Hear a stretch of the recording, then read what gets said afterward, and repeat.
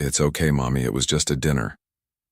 The trembling voice of the 6-year-old girl echoed through Seattle's most luxurious restaurant, silencing the conversations around them. Alice was trying to hold back tears while her mother, Elizabeth, stood frozen in humiliation at the entrance of Lumiere. The maître d' had just destroyed them with cruel words, loud enough for everyone to hear. "This restaurant is for refined clientele. Perhaps you should try McDonald's." His contemptuous gaze swept over Elizabeth's worn navy dress and Alice's faded pink dress, judging them unworthy of stepping on that marble floor. Elizabeth felt her cheeks burn. Around them, well-dressed patrons watched the scene with a mixture of pity and discomfort. She had only wanted to fulfill her daughter's dream, a simple dinner at the restaurant Alice had seen in an old magazine. One special moment to make up for all the sacrifices. All the nights the little girl slept alone while her mother worked and studied. But now, that dream had turned into a nightmare. "Let's go, sweetheart," Elizabeth whispered, taking Alice's hand, fighting to maintain her dignity as tears threatened to fall. That's when a deep, icy voice cut through the air like a blade. "Is there a problem here?" Elizabeth turned and her heart stopped. Olivier Megan, the millionaire CEO of the company where she worked as a receptionist, stood just feet away, his amber eyes fixed on the maître d' with an expression that would make anyone tremble. What happened next would change their lives forever. But in that moment, Elizabeth had no idea that this night of humiliation was just the beginning of a story that would challenge everything she believed about love, second chances, and happy endings.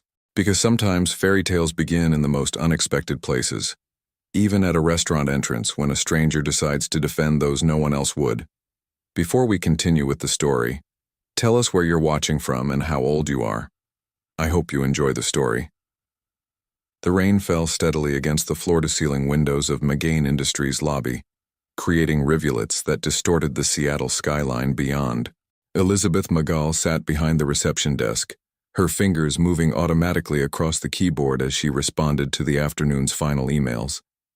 The navy dress she wore, her only professional outfit, purchased from a thrift store in Ballard 2 years ago, was slightly faded at the shoulders, but she'd pressed it carefully that morning, making sure every crease was perfect. Her phone buzzed. A text from Patricia. "Beth, I'm so sorry. Emergency at the hospital. 3-car pileup on I-5. I can't pick up Alice from school today." Elizabeth's heart sank. She glanced at the clock. 4:45. Her accounting class started at 6:30 at Seattle Central College. If she picked up Alice now, she'd miss another class. That would make 3 this month. Professor Williams had already warned her about attendance. She closed her eyes briefly, the weight of every single decision pressing down on her shoulders like physical force. The choice wasn't really a choice at all. It never was. Alice always came first. "Everything all right, dear?" Margaret Foster appeared beside the desk, her reading glasses perched on her silver hair. The senior secretary had worked at Megan Industries for 23 years and had adopted Elizabeth as a sort of surrogate daughter from her first day. "Just juggling," Elizabeth said with a tired smile. "I need to pick up Alice. My sitter had an emergency." "Go on then," Margaret said kindly. "It's nearly 5 anyway. I'll forward any calls to voicemail." "Thank you, Margaret. You're a lifesaver." Elizabeth gathered her belongings. A worn leather purse with a strap she'd repaired twice with needle and thread, a light jacket that had seen better days. She hurried out into the Seattle drizzle, pulling her jacket tight against the October chill. Montlake Elementary was a 15-minute bus ride away. Elizabeth stood at the stop, watching the rain create perfect circles in the puddles at her feet. Her phone buzzed again. An email from Seattle Central. Payment plan overdue. She'd forgotten about the installment. Again. Between rent, groceries, and Alice's after-school program, there was never enough. Never, ever enough. The bus arrived late, as always. By the time Elizabeth rushed through the elementary school's double doors, most of the children had already been picked up. Alice sat in the aftercare room, her blonde pigtails slightly askew, bent over a piece of construction paper with intense concentration. "Mommy!" Alice's face lit up like the sun breaking through clouds. She jumped up, nearly knocking over a jar of markers, and ran into Elizabeth's arms. "Hi, baby. What are you drawing?" Alice held up the paper proudly. It was a crayon drawing of a fancy building with elegant script above the door. Lumiere, stick figures of a woman and a little girl sat at a table inside, surrounded by hearts and stars. "Mrs. Patterson said we should draw our dreams today," Alice explained, her blue eyes sparkling. "This is mine. Remember the restaurant I showed you in that magazine at the doctor's office, the really pretty one?" Elizabeth remembered. For 3 months now, ever since they'd waited for Alice's checkup and Alice had found a discarded Seattle magazine in the waiting room, the child had been obsessed with Lumiere. "The most romantic dining experience in Seattle," the article had proclaimed, showing photos of crystal chandeliers, white linen tables, and views of Elliott Bay. "It's beautiful, sweetheart. Mrs. Patterson said dreams can come true if you believe hard enough. Do you think maybe we could go there someday? Just to see it?" Elizabeth felt her throat tighten. She looked at her daughter's hopeful face, those innocent blue eyes that still believed the world was full of possibilities. How do you tell a 6-year-old that dreams like that weren't for people like them? That a single dinner at Lumiere would cost more than their weekly grocery budget? "Maybe someday, baby. Let's go home now, okay?" As they walked to the bus stop, Alice chattered happily about her day, about how Tommy Brennan had eaten paste again, about how she'd gotten a gold star in reading. Elizabeth listened with half her attention, the other half calculating. Rent was due in 5 days. She had $470 in checking. Rent was $850. Her paycheck would cover it barely. But then there was groceries, the electric bill, Alice's after-school program. "Mommy, you're not listening." "Sorry, sweetheart, what did you say?" "I said you look tired, are you okay?" Elizabeth looked down at her daughter, this small person who noticed everything, who worried about her mother in ways that 6-year-olds shouldn't have to worry. She forced a smile. "I'm fine, baby, just a long day." They rode the bus home in comfortable silence, Alice's head resting against Elizabeth's shoulder. The apartment they shared was in Northgate, a 1-bedroom on the 3rd floor of a building that had seen better decades. Elizabeth had given Alice the bedroom, sleeping herself on a pull-out couch in the living room. The walls were thin enough to hear the neighbors' arguments and the heating was temperamental, but it was theirs. Safe. Home. Elizabeth made dinner, spaghetti with marinara sauce from a jar, garlic bread made from day-old French bread she'd gotten on discount. Alice set the table carefully, placing the mismatched plates and forks with the seriousness of someone arranging a state dinner. "Mommy, can I ask you something?" "Of course, baby." "Why don't we ever do special things, like Emma's family? She said they went to the Space Needle last weekend, and Tyler got to go to the aquarium for his birthday." Elizabeth put down her fork, her appetite suddenly gone. "We do special things, sweetheart. Remember when we went to the park and had a picnic?" "That's not the same."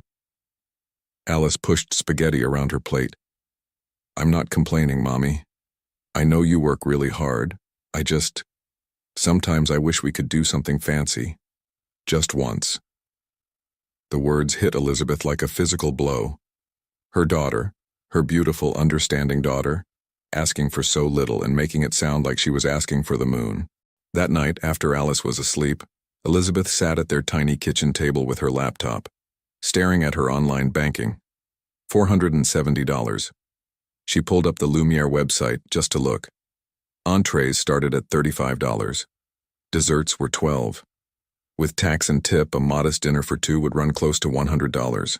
It was impossible. Completely impossible. But Alice's face haunted her. That hopeful expression, those dreams drawn in crayon on construction paper. Elizabeth looked at her calendar. Next Friday was her day off. No, it was insane. But Alice had asked for so little in her entire life. Never complained about hand-me-down clothes or dollar store toys. Never asked why they didn't have a car, or why Mommy had to work so much. Just once. They could go just to see it. Maybe have an appetizer to share. Alice didn't need to know how much it cost. She just wanted to feel special for one evening. Elizabeth made a decision that she knew was probably foolish, probably irresponsible, but felt necessary in a way that transcended logic. They would go to Lumiere next Friday, just to look at the menu, maybe share something small. She could make it work. She had to. The week passed in a blur of work and evening classes. Elizabeth picked up extra tasks at the office, staying late to help Margaret organize files, hoping it might mean a better chance at a raise during her annual review.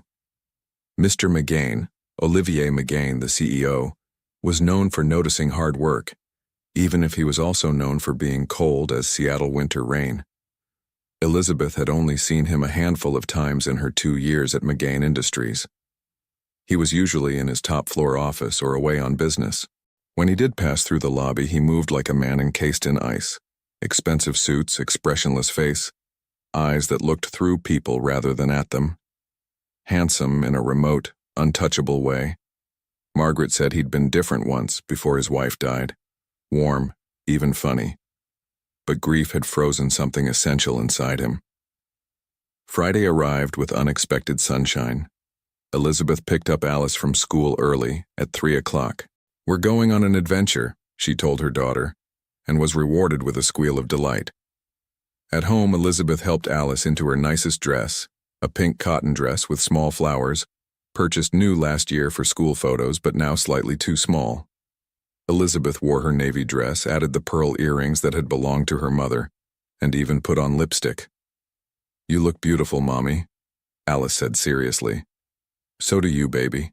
They took the bus downtown, Alice's face pressed against the window watching Seattle slide by. When they walked toward Elliott Bay, the sun was beginning its descent, painting the sky in shades of gold and pink. Lumiere occupied the ground floor of a historic building near the waterfront. Large windows glowed with warm light. Through them, Elizabeth could see white tablecloths, crystal glasses catching candlelight, well-dressed diners engaged in quiet conversation. Alice stopped walking, her hand tight in Elizabeth's. "Is this it?" Her voice was barely a whisper. "This is it. It's even prettier than the pictures." Alice's eyes were huge. "Can we really go inside?" Elizabeth's resolve wavered. What was she thinking? They didn't belong here. She couldn't afford anything on that menu. This was a mistake. They should leave now. Go get pizza instead. Forget this whole thing. But Alice was looking at her with such hope, such trust, that Elizabeth couldn't bear to disappoint her. Let's go look at the menu, okay? Just look."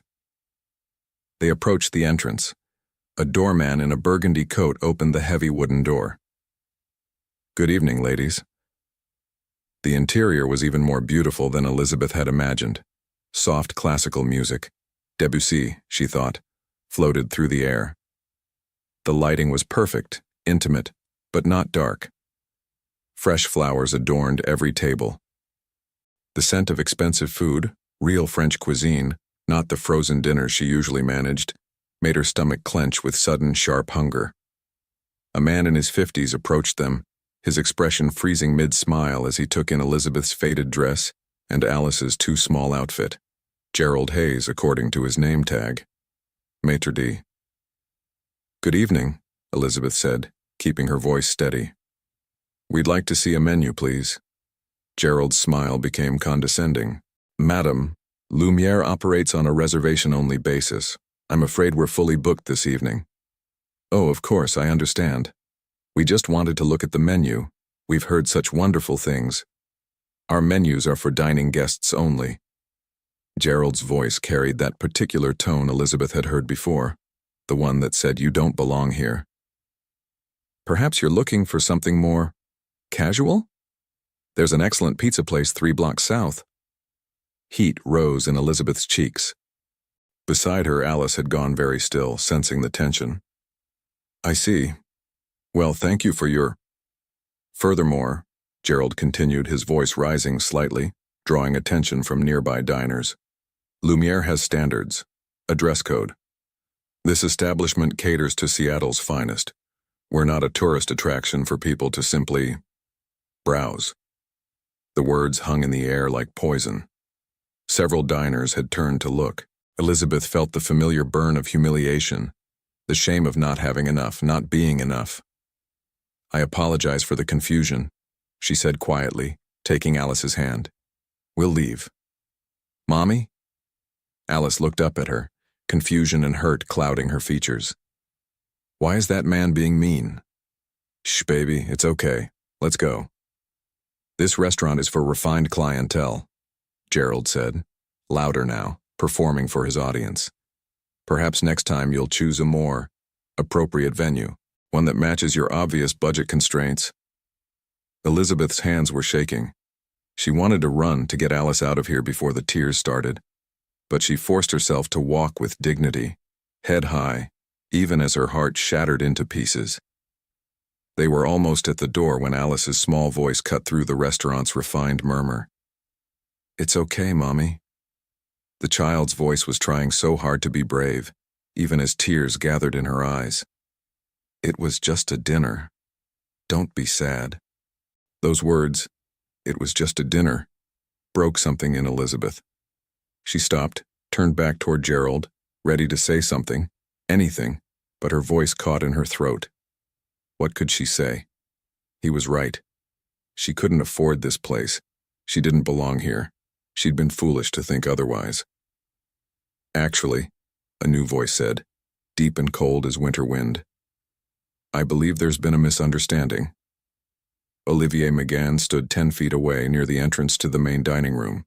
He wore a charcoal suit that probably cost more than Elizabeth's entire wardrobe, his dark hair perfectly styled, his amber eyes fixed on Gerald with an expression that made the maitre d' visibly pale. Elizabeth's breath caught. Her boss, her CEO, here, witnessing her humiliation. "Mr. McGain."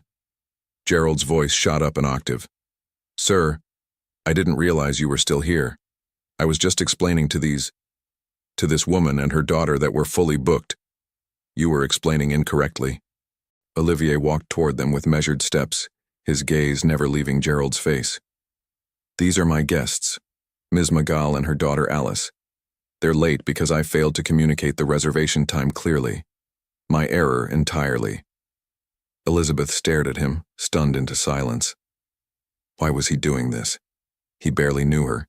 She was just the receptionist, someone he passed in the lobby occasionally with a brief nod.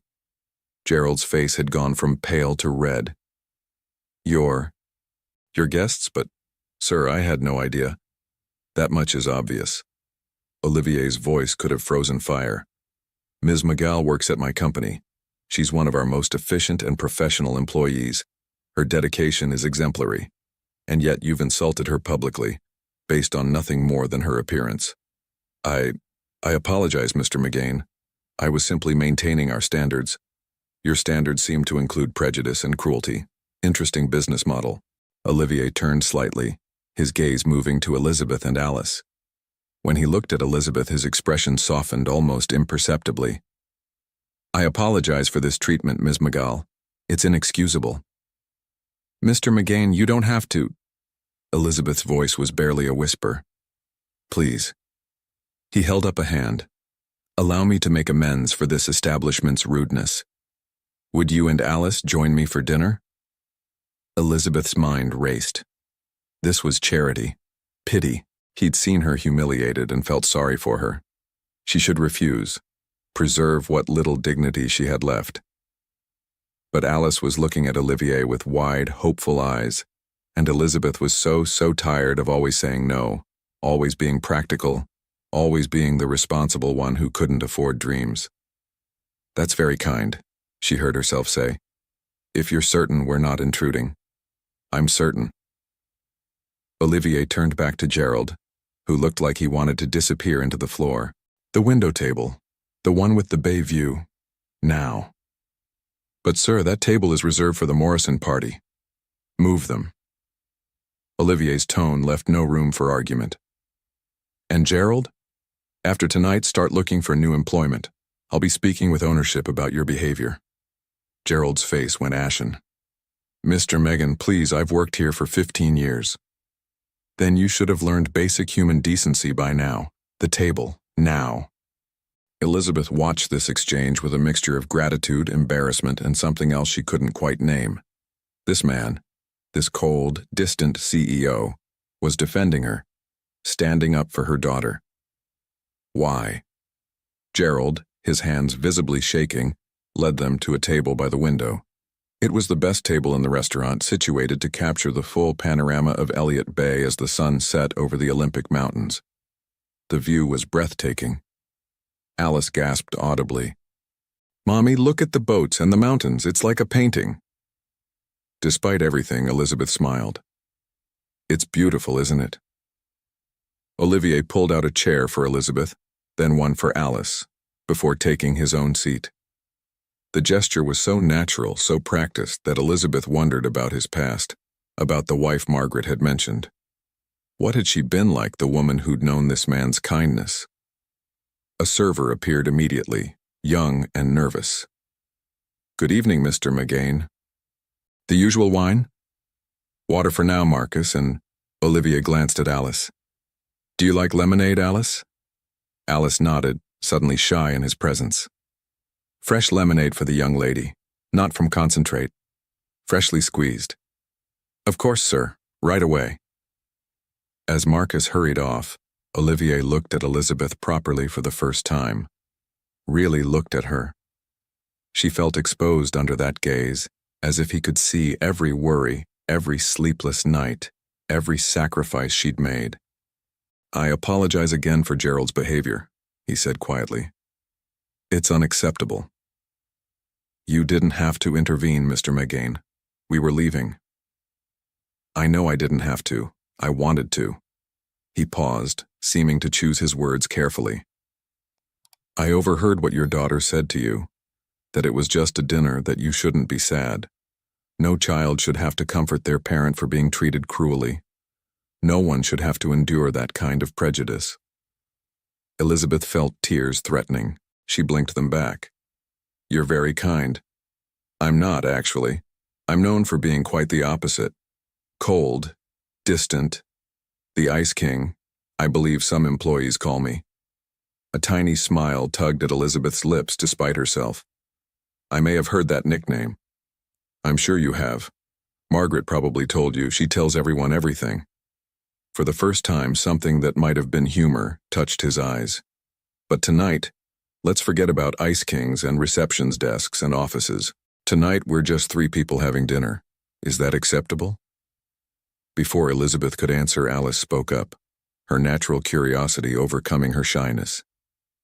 "Mr. McGain, why did you help us? That mean man said we didn't belong here." Olivier turned his full attention to the child. Elizabeth held her breath, waiting to see how he'd handle such a direct question. "Would you like the truth, Alice?" he asked seriously, speaking to her as he would to an adult. Alice nodded vigorously. That man was wrong. Very wrong. Whether someone belongs somewhere has nothing to do with their clothes or how much money they have. It has to do with their character, their kindness, their dignity. Your mother has more dignity in her little finger than many people I know have in their entire body.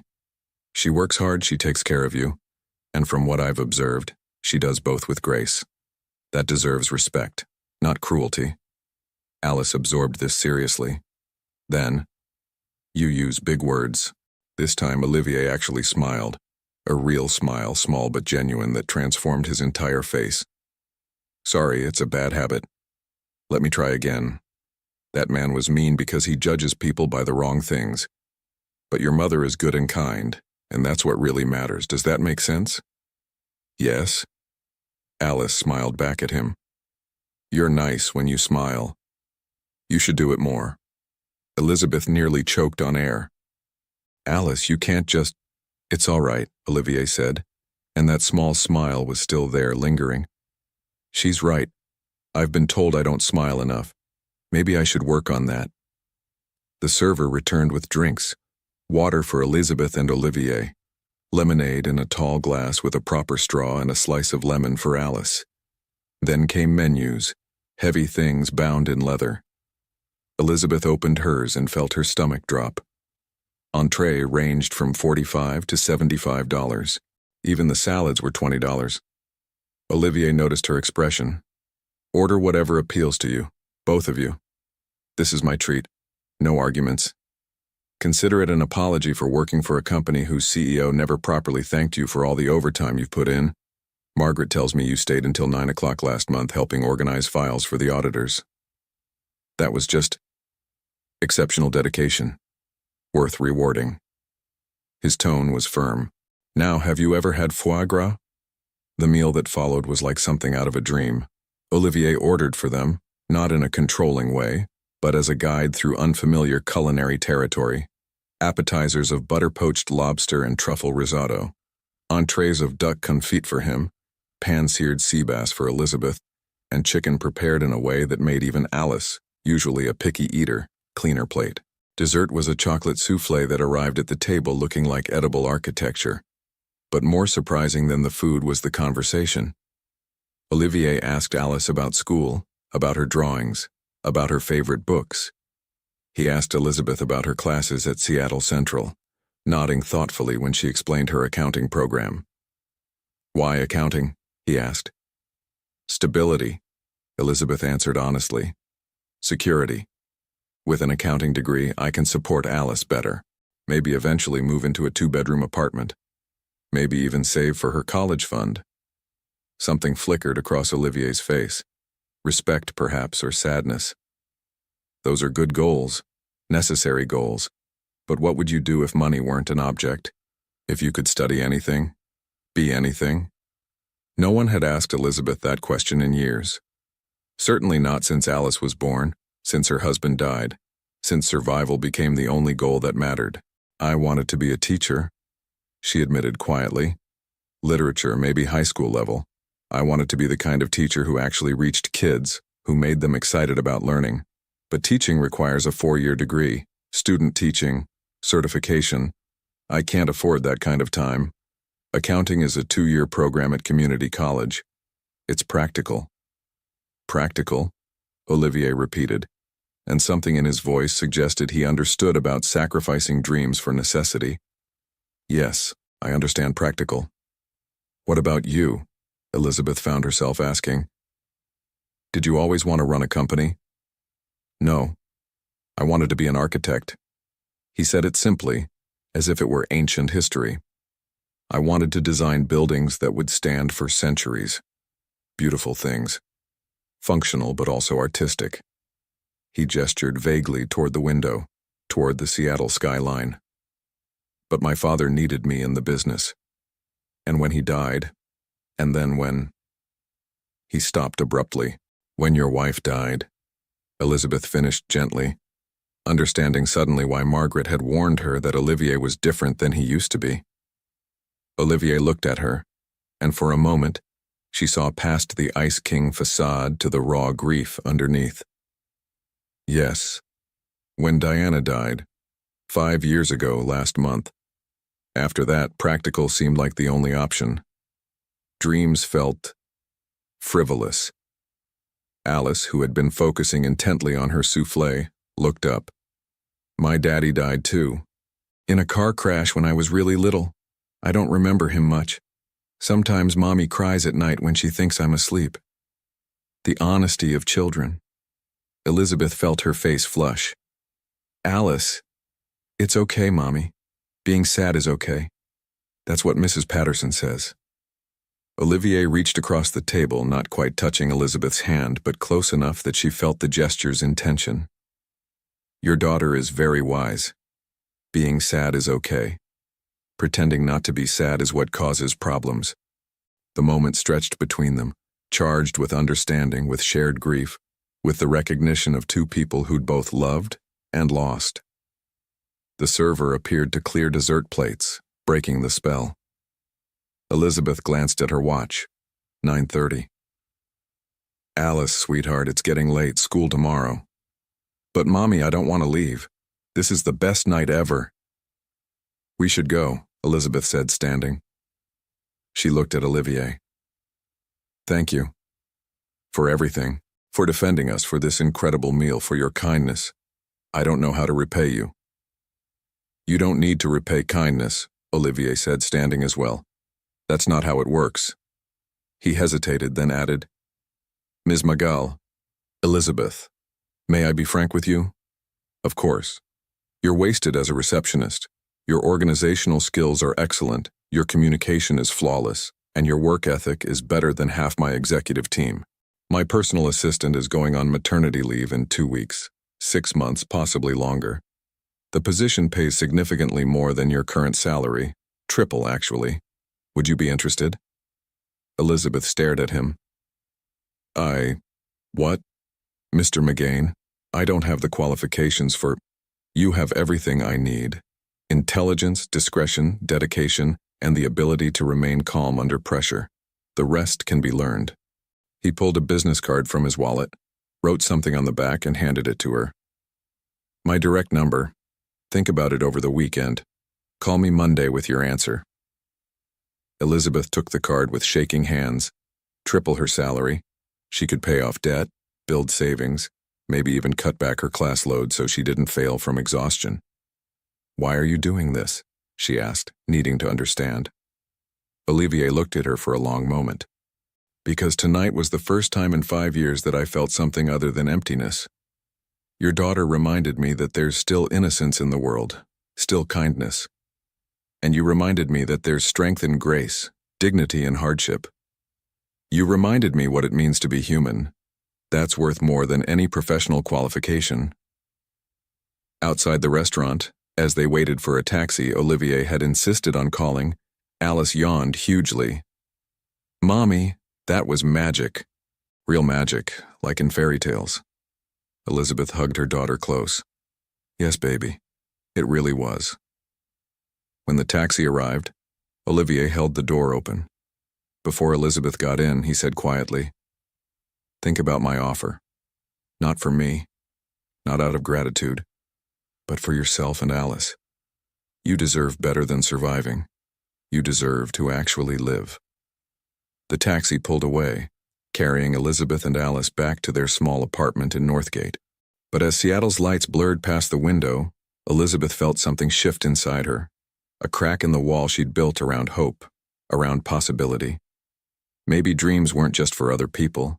Maybe, just maybe, they could be for her too. Alice fell asleep against her shoulder, a small smile on her face, already dreaming.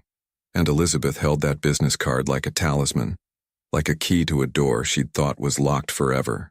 Thank you, she whispered to the night, to fate, to whatever force had brought them to Lumiere tonight. Thank you. The weekend passed in a blur of second-guessing and hope. Elizabeth must have picked up that business card 100 times, studying it, wondering if she dared. Patricia came over Saturday morning and, over cheap coffee, helped Elizabeth make a list of pros and cons. The pros list is way longer, Patricia pointed out. More money, better hours, career advancement opportunity. What's holding you back? Fear, Elizabeth admitted. What if I fail? What if he regrets offering? What if working closely with him is complicated? Complicated how? Elizabeth couldn't answer that. Didn't want to examine why her heart had raced when Olivier smiled, why she kept replaying their conversation about dreams and grief. Monday morning, she arrived at McGain Industries 30 minutes early, as always. The building was mostly empty, just a few dedicated souls already at their desks. Elizabeth sat at her reception station, staring at the phone, Olivier's business card in her hand. Just call. What's the worst that could happen? Before she could overthink further, she dialed the number he'd written. He answered on the second ring. Olivier Megan. Mr. Megan, it's Elizabeth Magal. I'm calling about your offer. A pause. Then, and? I accept. If the position is still available, I would be honored to be your personal assistant. Excellent. He sounded genuinely pleased. Can you come to my office at 9? We'll discuss details, salary, start date. Yes, sir. I'll be there. Elizabeth? Call me Olivier. If we're going to work together closely, formality seems unnecessary. The meeting in his office was professional, but warm. The salary he offered made Elizabeth's eyes water. $65,000 a year, More than double her current wages, health insurance, retirement matching, 2 weeks vacation. There will be long hours occasionally, Olivier explained, particularly during acquisitions or major deals. But I'm flexible about personal time. If Alice is sick, if you have a class conflict, we'll work around it. I believe in work-life balance, even if I'm terrible at achieving it myself. I don't know what to say except thank you. Say you'll start next Monday. That gives you a week to transition your current responsibilities to the new receptionist Margaret is hiring. Elizabeth nodded, overwhelmed. This was really happening. Her life was changing all because of one dinner, one moment of kindness. As she stood to leave, Olivier said, "Elizabeth, I'm glad you called. I think this will be good for both of us." The first week as Olivier's assistant was intense but exhilarating. Elizabeth learned his schedule, his preferences, his communication style. She managed his calendar with precision, screened calls with diplomatic efficiency, and organized his meetings with the kind of attention to detail that impressed even James Whitmore, Olivier's longtime assistant who stopped by to observe the transition. "You're a natural," James told her on Wednesday. "Olivier's already more organized than I've seen him in months. Whatever you're doing, keep doing it." What Elizabeth was doing was anticipating needs before they arose, staying 3 steps ahead, bringing the same fierce dedication to this role that she'd brought to everything else in her life. When Olivier mentioned he needed specific financial reports for a meeting, she had them on his desk within the hour. When he worked through lunch, she ordered from his favorite cafe without being asked. But beyond the professional dynamic, something else was developing. Small moments of connection. Olivier asking about Alice's school play. Elizabeth noticing when he looked particularly tired and bringing better coffee than the office machine produced. Conversations that lasted slightly longer than necessary, veering from business to personal. 3 months passed. Elizabeth paid off her credit card debt, enrolled Alice in swimming lessons, even started building a small savings account. She could breathe for the first time in years. One December evening, working late on a particularly complex acquisition, Olivier leaned back from his computer and rubbed his eyes. "I think my brain is melting." "You've been staring at spreadsheets for 6 hours," Elizabeth said. "Take a break." "Can't. This deal closes Friday. 5 minutes won't destroy the deal. It might save your eyesight." She stood, walked to his window. "Come look at the city." Olivier joined her reluctantly. Seattle sparkled below them, holiday lights turning the city into something magical. They stood in comfortable silence, shoulders almost touching. "Do you ever miss it?" Elizabeth asked softly. "Being married? Having someone to come home to?" "Every day." His voice was rough. "Diana and we were planning to start a family. She wanted 3 children, a house in the suburbs, normal things." He laughed bitterly. "Then cancer decided our plans didn't matter." "I'm sorry." "Don't be. I had 5 years with her. Some people never find that kind of love at all. I had 3 years with my husband. 3 good years. Then he drove to work one morning and never came home. Drunk driver ran a red light." Elizabeth wrapped her arms around herself. "Sometimes I'm angry at him for leaving me alone with a baby. Sometimes I feel guilty for being angry. It's complicated. Grief is always complicated." They stood there, 2 broken people, finding strange comfort in shared pain. That was the night Elizabeth realized she was developing feelings for Olivier. Not just gratitude, not just admiration, but something deeper, more dangerous. She pushed it down, locked it away. He was her boss. He was still mourning his wife. She was a single mother with no business dreaming about men so far out of her league. But hearts don't listen to logic. Alice, meanwhile, had become fascinated with Mr. Olivier, as she called him. Occasionally, when Patricia couldn't pick her up, Elizabeth brought her to the office. Olivier always took 15 minutes to see her, looking at her latest drawings, asking about school. One afternoon, Alice drew a picture of the 3 of them, her, Elizabeth, and Olivier, standing in front of a house with the sun and rainbow overhead. "That's your family?" Olivier asked, studying the drawing. My new family, Alice corrected. Mommy works so hard she forgets to smile, but she smiles when we visit you. That means you make her happy. Olivier's eyes met Elizabeth's over Alice's head, and Elizabeth saw her own confusion reflected there. This was becoming complicated in exactly the ways she'd feared. That evening, after Alice was asleep, Elizabeth stood on her small balcony looking at Seattle's lights. Her phone rang. Olivier. "Hi," she answered, surprised. "Hi, sorry to call so late. I wanted to apologize if Alice made you uncomfortable this afternoon. She's 6. She sees the world simply. Someone makes Mommy smile, therefore they must be special." "Am I? Special?" The question hung in the air between them, loaded with possibility. Elizabeth's heart hammered against her ribs. "You've changed my life, Olivier. Of course you're special." "That's not what I meant." His voice was soft, uncertain in a way she'd never heard before. "Elizabeth, I don't know how to say this without crossing lines I shouldn't cross. You work for me. That alone makes this complicated, but I need you to know that these past few months working with you, getting to know Alice, I've felt things I thought were dead, and I don't know what to do with that." Elizabeth closed her eyes, gripping the balcony railing. "I know. I feel it too. And it terrifies me." "What terrifies you?" "That I'll mess this up. That I'll lose this job and have to start over. That Alice will get attached and then get hurt. That I'm reading everything wrong and making a fool of myself. Take your pick. You're not making a fool of yourself." A pause. "Would it help if I said I'm just as terrified? That I haven't felt anything like this since Diana, and the guilt is eating me alive? That I lie awake wondering if it's too soon, if I'm betraying her memory, if I even remember how to be with someone?" 5 years isn't too soon," Elizabeth said gently. "And I don't think Diana would want you to be alone forever." "I know. Logically, I know that. She told me, actually. Near the end. Made me promise I'd live. That I'd find happiness again. But knowing something and feeling it are different things." They talked for another hour, honest and vulnerable, laying out fears and hopes. Nothing was resolved, but something had shifted. Acknowledged. They couldn't unring this bell. Winter melted into spring.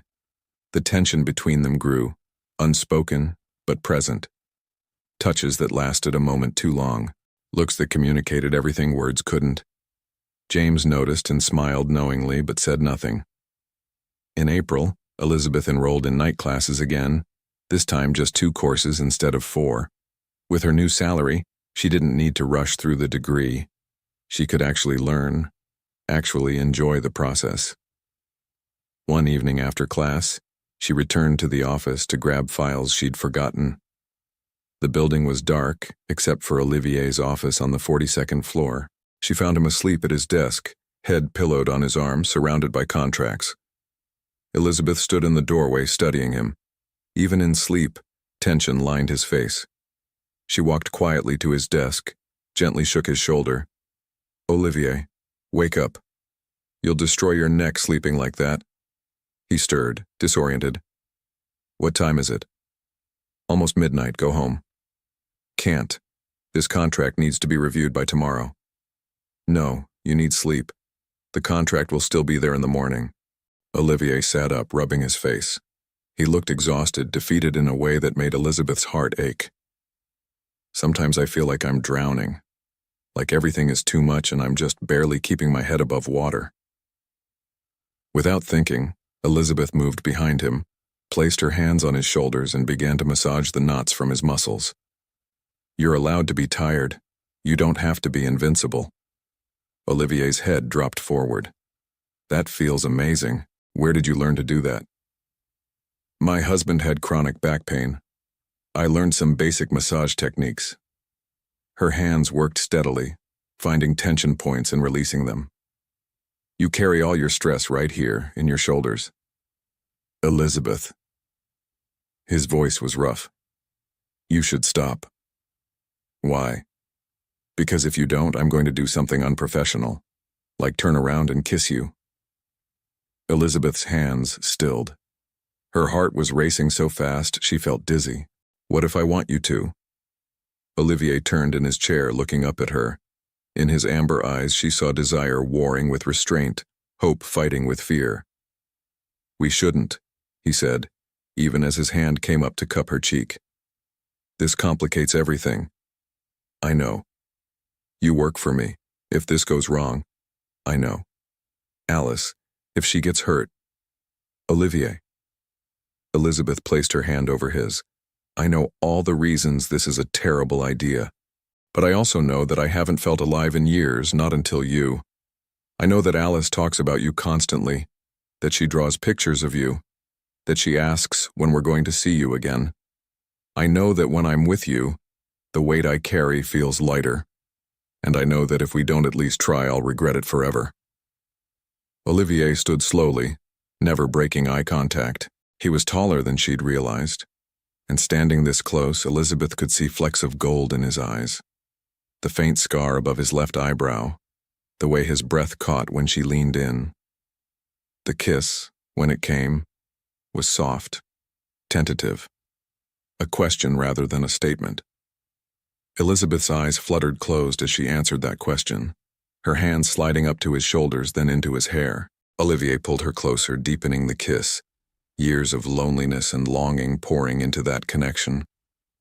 When they finally broke apart, both were breathing hard. I don't know how to do this, Olivier whispered against her forehead. I don't know how to be with someone again. Neither do I. We'll figure it out together. They stood there in his darkened office, holding each other, the Seattle night spreading out below them like a promise. Dating while being boss and employee required careful navigation. They kept their relationship private at first, telling only James and Patricia. At work, they maintained professionalism. Outside work, they learned each other slowly. Olivier met them at the park on Saturdays, pushing Alice on swings while Elizabeth watched, something warm unfurling in her chest. They had dinners at quiet restaurants where they wouldn't run into McGain Industries employees. Olivier came to Alice's school play and sat beside Elizabeth, their hands intertwined in the darkness. Alice adored him, called him Olivier with the easy familiarity of childhood, drew him pictures that he kept in his office. One evening, watching him help Alice with math homework at Elizabeth's kitchen table, Elizabeth felt tears burn her eyes. This was what she'd dreamed of. Not wealth, not luxury, but this simple, beautiful domesticity. Why are you crying, Mommy? Alice asked, looking up from her multiplication tables. Happy tears, baby. Sometimes people cry when they're really happy. Olivier looked at Elizabeth, and the tenderness in his expression nearly undid her. That night, after Alice was asleep, they sat on Elizabeth's small couch, her head on his shoulder. I love you, Olivier said suddenly. I need you to know that. I love you, Elizabeth. You and Alice both. Elizabeth sat up, looking at him. You love us? Terrifyingly much. I know it's soon, I know it's complicated, but I can't not say it anymore. You've become my entire world.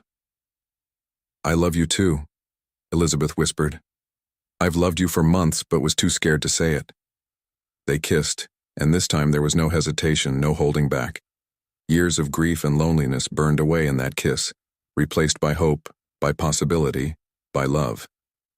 6 months into their relationship, Olivier asked them to move in with him. His penthouse was enormous, plenty of room for all of them. Alice would have her own bedroom, they could finally have space to breathe. Elizabeth hesitated. It feels fast. It's been almost a year since we met, 6 months since we started dating. I don't want to pressure you, but I hate seeing you struggle with that tiny apartment. The heating barely works, Elizabeth. Last week you told me the ceiling leaked. I can handle it. I know you can. You can handle anything. But you don't have to. Not anymore. They compromised. A trial period. 3 months just to see if living together worked. If it didn't, no hard feelings. It worked beautifully. Alice flourished with her own room, a real backyard, a pool on the building's rooftop. Elizabeth found herself actually relaxing for the first time in years. Olivier cooked dinner most nights. He was surprisingly skilled in the kitchen, and they fell into rhythms that felt like family. Margaret noticed the change in both of them. "You're both glowing," she told Elizabeth one afternoon, "like someone lit you from the inside." "Is it that obvious?"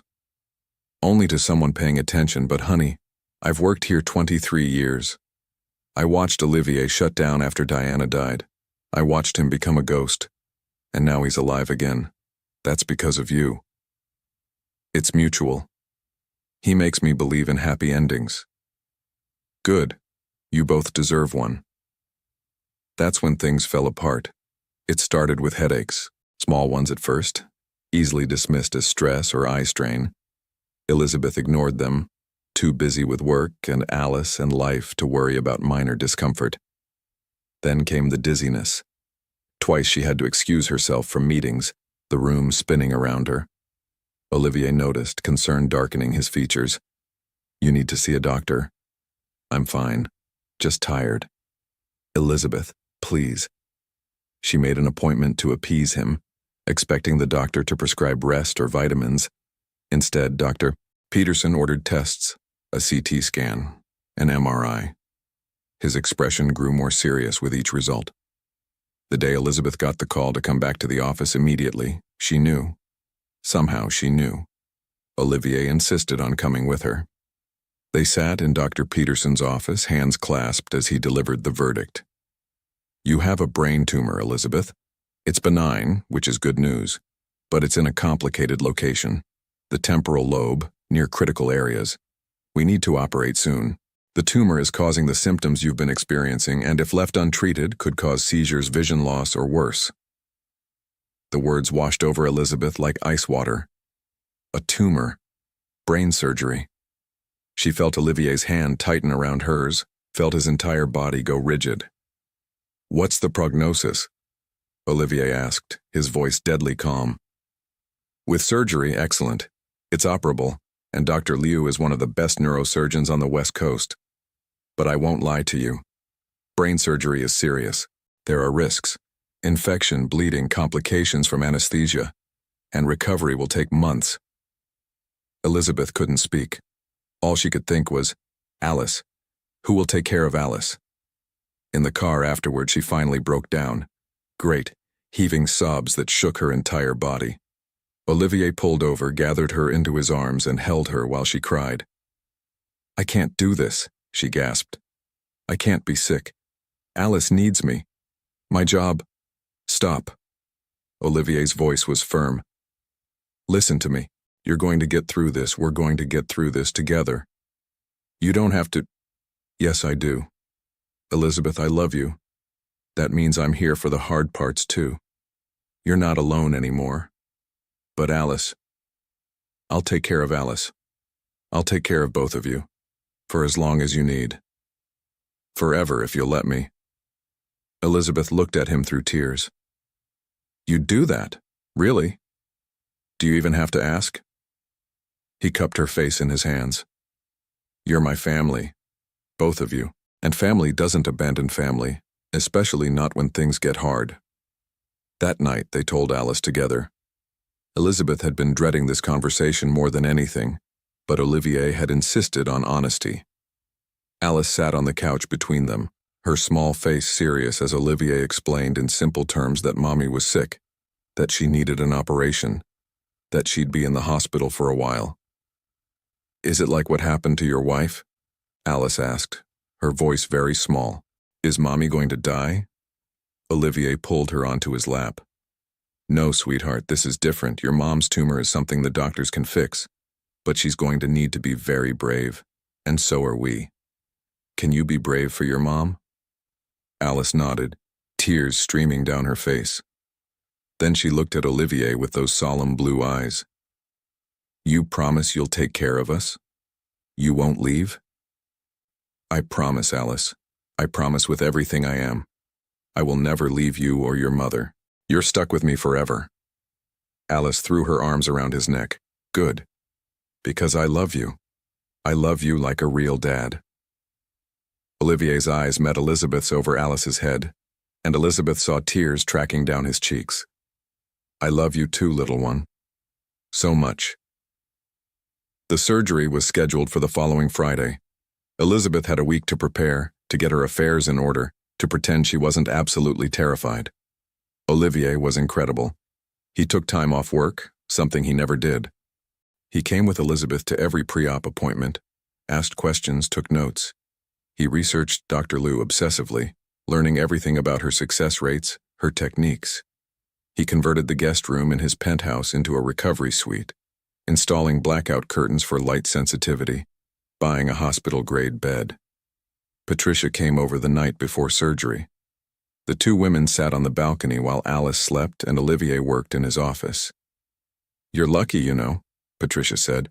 "Not about the tumor, that's awful, but having someone like Olivier, men like that don't come along every day."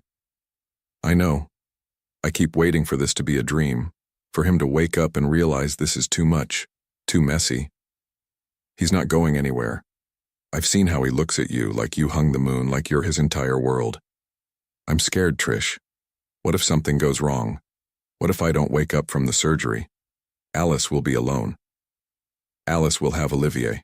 He'll take care of her like she's his own. You know that." Elizabeth did know, but knowing didn't make the fear disappear. That night, she lay in bed beside Olivier, unable to sleep. He pulled her close, his arms a fortress against fear. "Talk to me," he murmured into her hair. "Tell me what you're thinking." "I'm thinking about all the things I haven't done yet. Alice's first dance recital next month, her 7th birthday, high school graduation, walking her down the aisle someday. You'll be there for all of it. You can't know that." "No," Olivier admitted. "I can't, but I believe it. I have to believe it, because the alternative is unthinkable." He pulled back to look at her. "Elizabeth, when Diana was dying, I felt helpless, completely powerless. I couldn't fix it, couldn't stop it, couldn't do anything but watch her slip away. And I swore I'd never love again because I couldn't survive that pain twice. Olivier. But then you walked into that restaurant with your daughter and slowly, without me even realizing it, you thawed something I thought was frozen forever. You taught me I could love again. And now, facing the possibility of losing you, I realize I'd rather have this pain than have never known you at all. That's how much you mean to me." Elizabeth kissed him, pouring every ounce of love and fear and hope into that kiss. "If something happens to me, promise me you'll take care of Alice. Adopt her. Be her father. She loves you so much. Nothing is going to happen to you. But yes, I promise. I'd be honored to be her father, officially." He reached into his nightstand, pulled out a small box. "I was going to wait until after the surgery, but I can't. I need you to know my intentions right now." He opened the box. Inside was a ring. Simple, elegant, perfect. "Elizabeth Magal, I want to marry you. I want to adopt Alice. I want us to be a real family, legal and official and permanent. This surgery terrifies me, but it also made me realize I don't want to waste another moment. Will you marry me?" Elizabeth looked at the ring, then at Olivier's face, at the love and fear and hope mirrored in his eyes. "Yes, yes, I'll marry you." He slid the ring onto her finger, and they held each other in the darkness. Two broken people who'd found wholeness in each other. The morning of the surgery arrived too soon. They had to be at the hospital by 5 a.m. Patricia came over at 4:30 to stay with Alice, who was still sleeping. In the pre-op room, Elizabeth changed into a hospital gown while Olivier held her purse, looking lost and afraid in a way she'd never seen before. "I don't know how to do this," he admitted. "How to just sit and wait while you're in surgery for 8 hours. How to be strong when I'm falling apart inside." Elizabeth took his hands. "You don't have to be strong, you just have to be here. That's enough." Dr. Liu came in confident and reassuring. She went over the procedure one more time, answered Olivier's 100 anxious questions with patience. When the nurse came to wheel Elizabeth to the operating room, Olivier walked beside the gurney holding her hand until they reached the restricted area. "I love you," Elizabeth said, fighting back tears. "Tell Alice I love her." You can tell her yourself when you wake up. Olivier leaned down, kissed her softly. I'll be right here waiting. I'm not going anywhere. Then they wheeled her through the double doors, and Olivier was left standing in the hallway, watching the woman he loved disappear from sight. The waiting room became Olivier's prison. He sat in an uncomfortable chair surrounded by other anxious families and watched the clock. James brought coffee he didn't drink. Margaret came by with food he couldn't eat. Patricia arrived with Alice around noon. Where's Mommy? Alice asked, climbing into Olivier's lap. Still in surgery, sweetheart. The doctors are fixing her. It's taking a long time. Yes, but that's okay. They're being very careful. Alice curled against his chest and Olivier held her, drawing strength from her small, warm weight. This child who'd called him Dad, who trusted him completely. He couldn't fall apart. Not now. Hours passed. 6 hours. 7. 8. At the 9-hour mark, Olivier was ready to break down the operating room doors himself. Finally, Dr. Liu emerged, still in her scrubs. Olivier stood so fast he nearly knocked Alice over. Patricia caught the little girl as Olivier rushed forward. How is she? The surgery went well. Better than well, actually. We got the entire tumor, clean margins, no complications. She's in recovery now. Olivier's knees nearly gave out. She's okay? She's okay. She'll be in ICU overnight for monitoring, then move to a regular room tomorrow. Recovery will take time. This isn't a simple surgery, but her prognosis is excellent. Olivier covered his face with his hands, overwhelmed with relief. He felt James's hand on his shoulder, heard Alice asking what was happening. Your mom's going to be fine, he told Alice, scooping her up. The doctors fixed her. She's going to be okay. They let him see Elizabeth 2 hours later. She was unconscious still, head bandaged, connected to monitors and IVs. She looked small and fragile in the hospital bed, nothing like the strong woman he knew. Olivier pulled a chair close, took her hand carefully, and settled in for a long night. Elizabeth woke in stages over the next 2 days. The first time she was confused, disoriented, calling for Alice in a panic. Olivier was there immediately, reassuring her that Alice was safe, that she was okay, that the surgery was over. It's done? Her voice was slurred from medication. It's done. They got all of it. You're going to be fine. She drifted back to sleep, her hand in his. Each time she woke, she was a little more alert, a little more herself. By the 3rd day, she was sitting up, demanding real food instead of Jell-O, asking about work emails. Forget work, Olivier said firmly. Margaret and James have everything covered. Your job is to rest and heal. But the Stanton acquisition is not your problem right now. Stop trying to work from a hospital bed. Elizabeth smiled weakly. You're very bossy. And you're very stubborn. It's one of the things I love about you. They let Alice visit that afternoon. The little girl had been brave all week, but when she saw her mother awake and smiling, she burst into tears. Mommy, you're okay. Come here, baby. Elizabeth held out her arms and Alice scrambled onto the bed carefully, mindful of the tubes and wires. I missed you so much.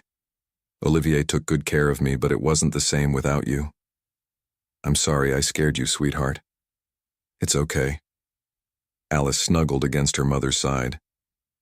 Olivier said you were being brave. And guess what? He asked me something super important. Elizabeth looked at Olivier questioningly. Olivier sat on the other side of the bed. I asked Alice if it would be okay with her if I adopted her officially, made her my daughter for real, not just in our hearts. And I said yes, Alice announced proudly. Olivier is going to be my dad, my real dad. We can have the same last name and everything. Elizabeth's eyes filled with tears. She reached for Olivier's hand, squeezed it tight. You mean it? I've never meant anything more. I love her. I love both of you. I want to be a family, officially. He pulled the ring box from his pocket. He'd been carrying it everywhere. This wasn't how I planned to do this, but nothing about us has been conventional. Alice, do you want to help me? Alice's eyes went huge. Are you going to ask Mommy to marry you? I already did actually, the night before surgery. But I want to do it properly now with you here because you're part of this too. Alice took the ring box reverently, while Olivier knelt beside the hospital bed. Elizabeth, I know you're wearing a hospital gown and your head is bandaged and this is possibly the least romantic setting imaginable, but I can't wait another moment. Marry me. Be my wife. Let me spend the rest of my life taking care of you and Alice, loving you, building a life together. Yes, Elizabeth whispered through tears. Yes, of course, yes. Alice squealed with delight, nearly dropping the ring in her excitement. She said, yes, we're going to be a real family. Olivier slid the ring onto Elizabeth's finger. She'd had to take it off for surgery, and kissed her gently, mindful of her healing. A real family, he echoed, looking at the woman in the hospital bed, and the little girl bouncing excitedly beside her. The realest thing in my life. Recovery was long and frustrating. Elizabeth spent 6 weeks in the hospital, followed by 8 more in rehabilitation. She had to relearn balance, cope with light sensitivity, manage fatigue that knocked her flat after minimal activity. There were dark days when she cried from frustration because she couldn't walk across the room without getting dizzy. Days when the pain was so bad she couldn't think straight. Days when depression settled over her like fog and she couldn't see any reason to keep trying. Olivier was there for all of it. He'd moved his office to the hospital, working from his laptop in her room. When she cried, he held her. When she raged against her limitations, he listened. When she needed motivation, he pushed. And when she just needed someone to sit with her in silence, he did that too. Alice visited every day after school. She'd do her homework in the hospital room, showing her mother every paper, every drawing. On weekends, Olivier brought board games and they played for hours, the 3 of them, building memories even in difficult circumstances. I'm sorry, Elizabeth said one evening, about 3 months into recovery. She was finally home, able to walk with minimal support, but still far from her old self. This isn't what you signed up for. You wanted a partner, not a patient. Olivier looked up from his laptop, where he was reviewing contracts. What are you talking about? This. Taking care of me. Dealing with all my limitations, you could have. He closed the laptop, moved to sit beside her on the couch. Stop. Do you remember what I said in the hospital before your surgery? That I'd rather have this pain than never have known you at all? I meant it. This. He gestured around them. This is life. Real life. It's messy and hard, and sometimes it knocks you down. But we get through it together. That's what love is. I just feel like I'm a burden. You're not a burden. You're the woman I love. The woman I'm going to marry. And Alice's mother. Nothing about this changes how I feel about you. Elizabeth leaned against him, drawing strength from his certainty. I love you so much. I love you too. Now stop apologizing for being human. 4 months after surgery, Elizabeth was strong enough to walk without support. Her hair had grown back enough to cover the scar.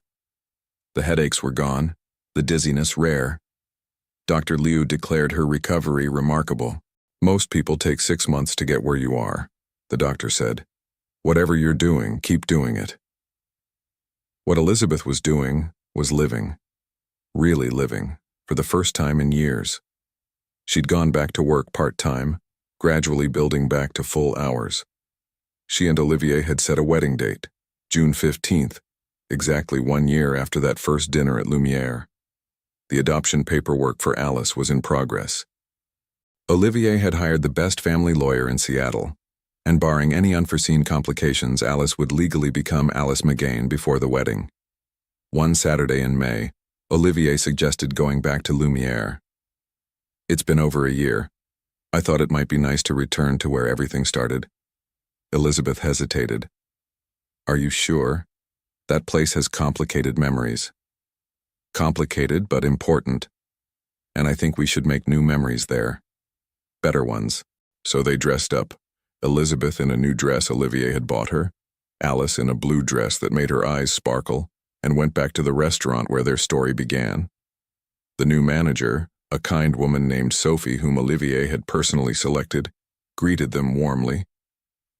"Mr. McGain, Ms. Magal, welcome back. Your table is ready." The same table by the window, overlooking Elliott Bay. The sun was setting, painting the water in shades of pink and gold. They ordered the kind of meal that would have seemed impossible a year ago. Alice chattered about school, about her upcoming dance recital, about how she couldn't wait for the wedding.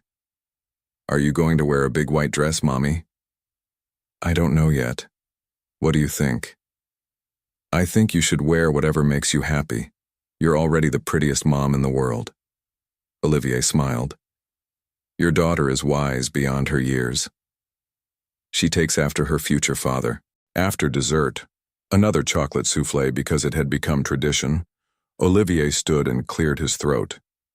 The restaurant went quiet. Elizabeth looked at him in confusion. "What are you doing?" "Something I should have done at the hospital but didn't, because I'm not great with public displays of emotion." He turned to address the other diners. "A year ago, I came to this restaurant as a broken man.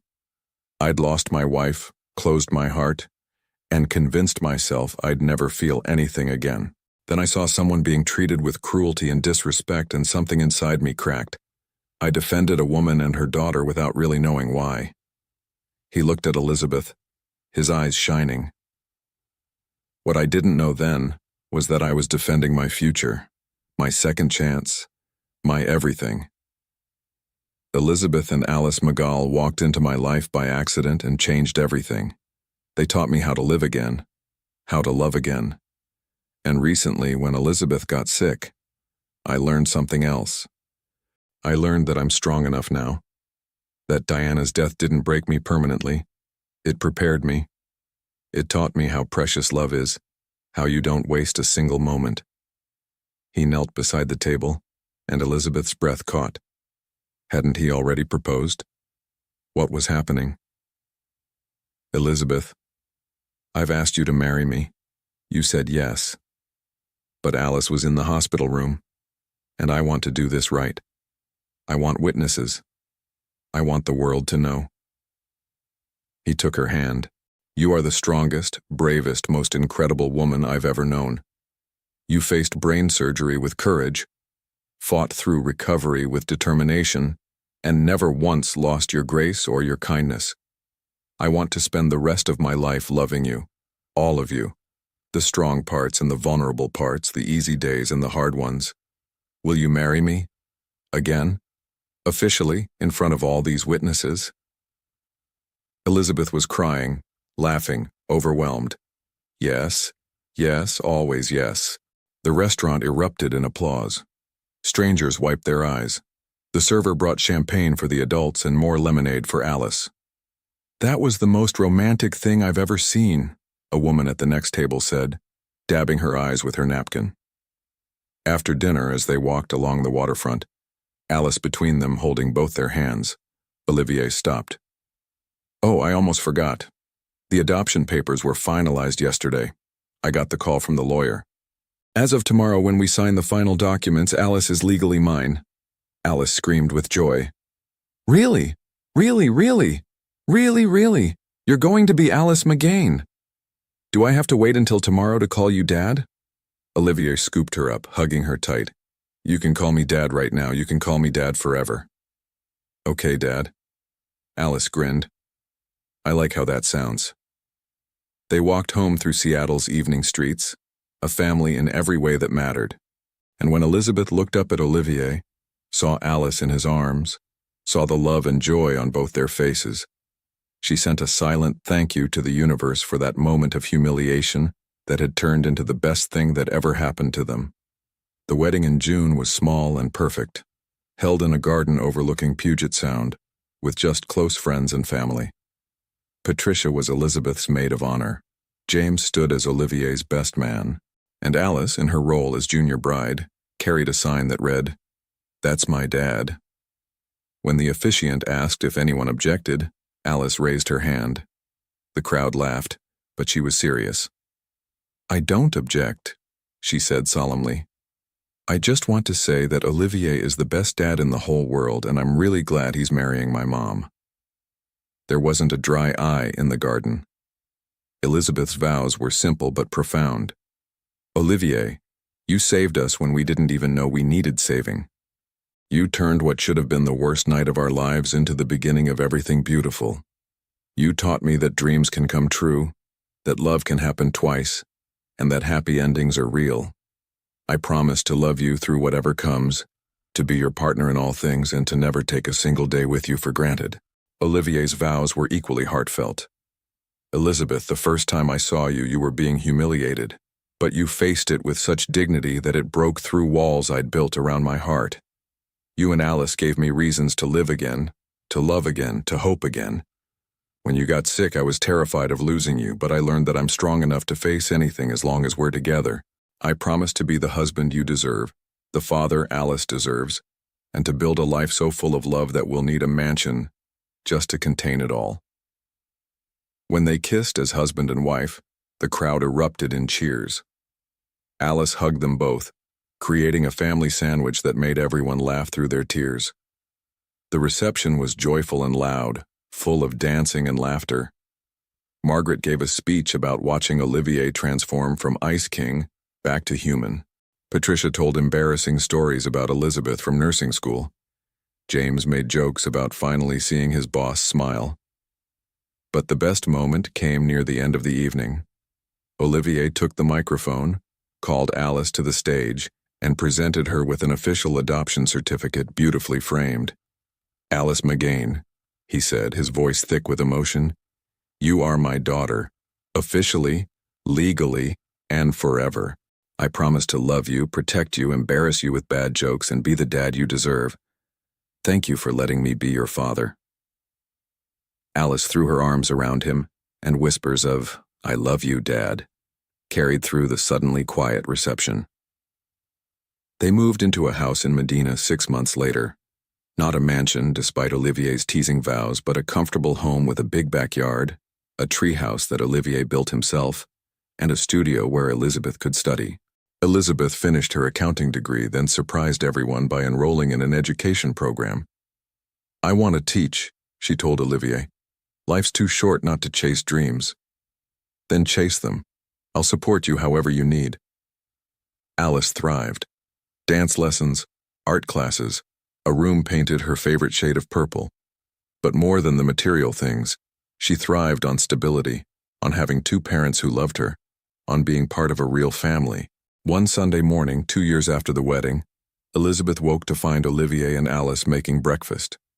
Pancakes, of course, still slightly burned because neither of them could cook to save their lives. "Happy anniversary," Alice announced, carrying a tray with orange juice and flowers from the garden. "It's not our anniversary," Elizabeth laughed. "It's the anniversary of the first dinner," Olivier explained, bringing pancakes. 3 years ago today, you and Alice walked into Lumiere and changed my life. I thought we should celebrate." They ate breakfast in bed, the 3 of them, laughing at Olivier's terrible cooking and Alice's syrup-covered face. After Alice ran off to play in the backyard, Elizabeth and Olivier stayed in bed, comfortable in the morning light. "Do you ever think about that night?" Elizabeth asked softly. "About how different things could have been?" "All the time. If I'd left 5 minutes earlier, if you'd decided not to go in, if Gerald hadn't been such an ass." Olivier pulled her closer. "But we did go in. I did stay. And here we are."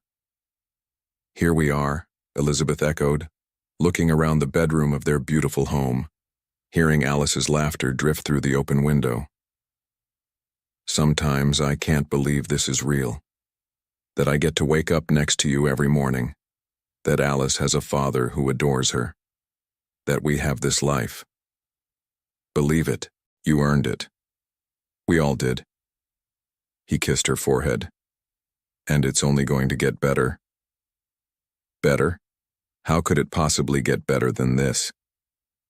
Olivier's hand drifted to her stomach, where a secret neither of them had voiced yet was just beginning to make itself known. "I think you know." Elizabeth's eyes widened. "You noticed?" I notice everything about you. The way you've been tired lately. How you declined wine at dinner last week. The way you touch your stomach when you think no one's looking. His smile was tender, hopeful, and a little scared. I took a test yesterday. I was going to tell you tonight, make it special. But yes, we're pregnant. Olivier's face transformed with joy so pure it took her breath away. He kissed her deeply, then pulled back to look at her with wonder. Another baby. Our baby.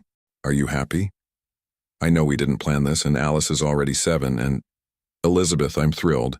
Terrified, but thrilled. Diana and I never got to have children. I thought I'd missed that chance forever. But here you are, giving me everything I thought I'd lost. A wife, a daughter, and now a baby. Alice is going to be so excited. She's been asking for a little brother or sister for months. They told Alice that evening over dinner. Her reaction was exactly what they'd hoped. Pure, unbridled joy. She jumped from her chair, ran around the table, and hugged both her parents so hard they laughed. A real baby. Can we name it something cool? Not boring like Jennifer or Michael. Something special. We have 7 months to decide, Elizabeth said, grinning. Plenty of time to think of something special. 7 months? That's forever. But Alice was already dreaming, talking about teaching the baby to draw, reading bedtime stories, being the best big sister in the world. That night, after Alice was finally asleep, Elizabeth found Olivier in the nursery they'd started setting up. It had been a guest room, but now he was measuring walls, planning furniture placement, lost in thought. What are you thinking about? She asked from the doorway. About Diana. About how she wanted this so badly. About how I feel guilty being this happy when she's gone.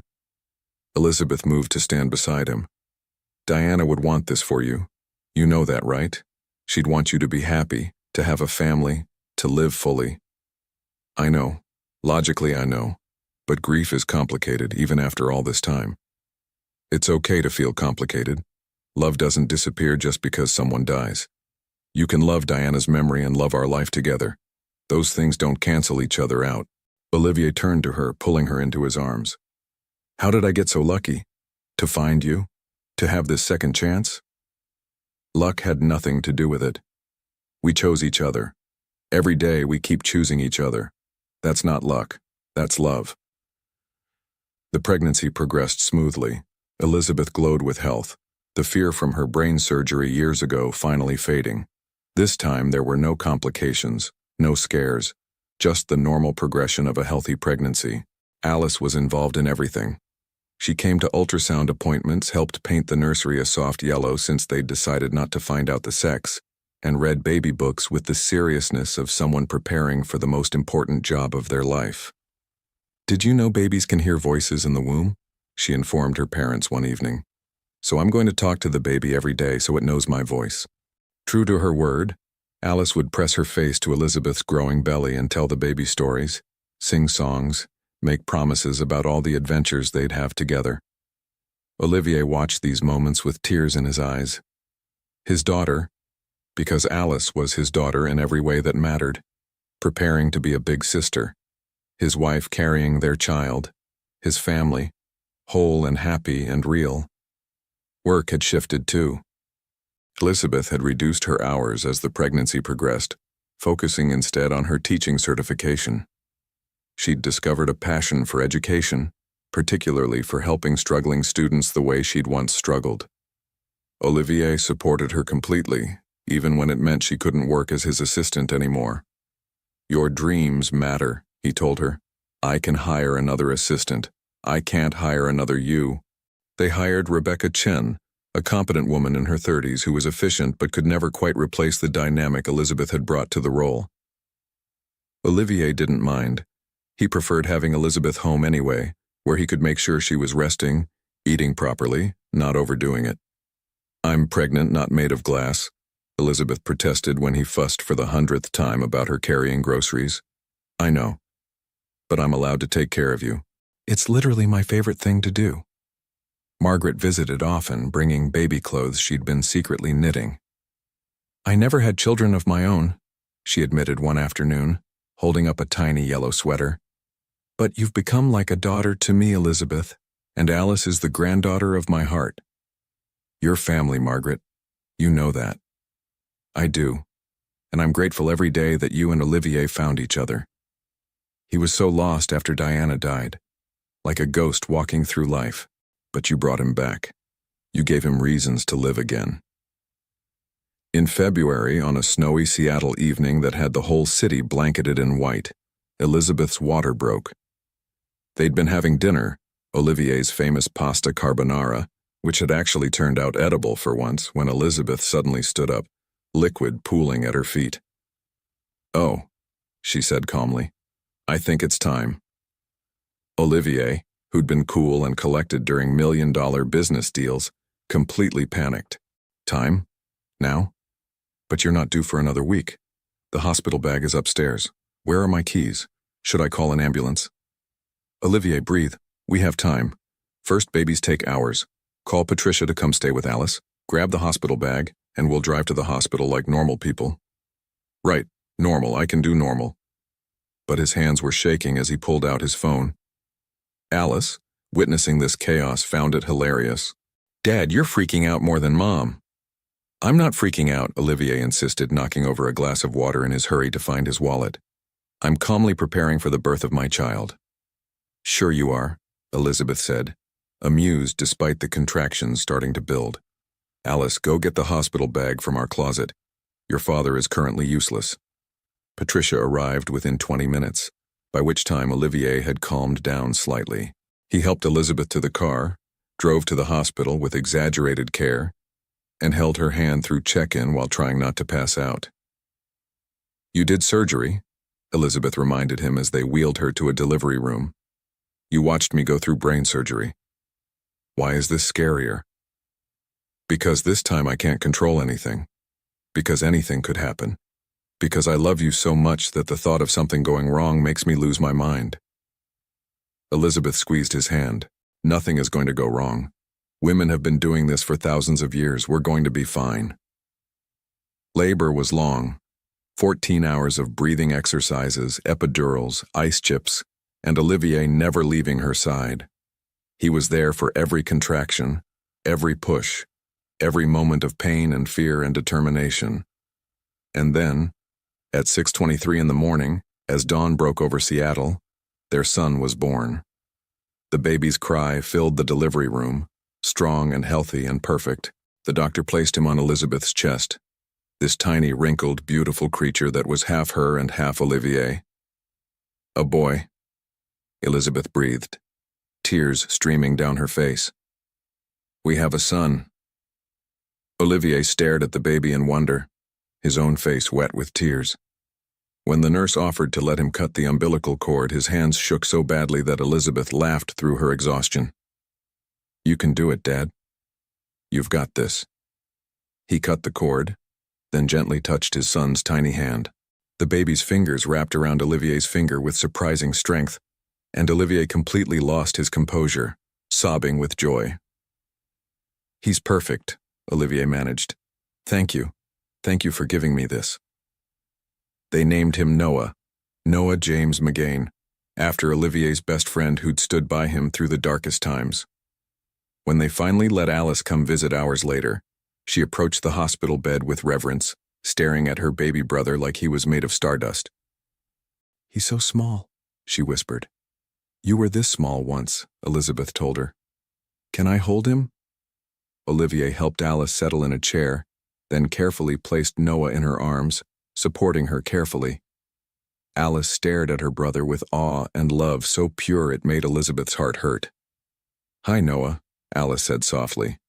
"I'm your big sister, Alice. I'm going to teach you everything. How to draw, how to read, how to be brave, and I'm going to protect you always. I promise." Noah yawned and Alice giggled.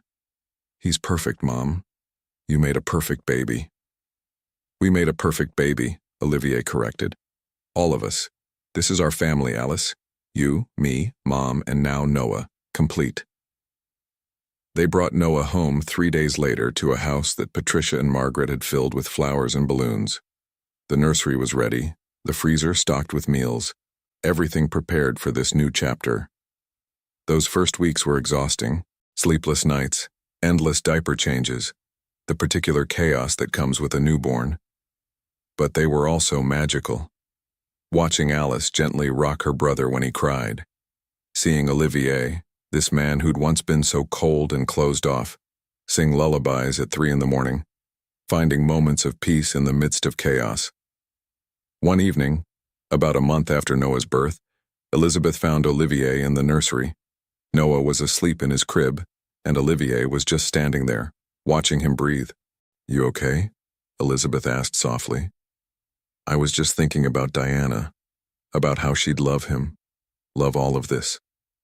He turned to Elizabeth. "I used to think I'd never be happy again after she died. That part of my life was over. But standing here with our son sleeping peacefully, with Alice down the hall working on homework, with you beside me, I realized Diana's death wasn't the end of my story. It was just the end of one chapter. And we're the next chapter?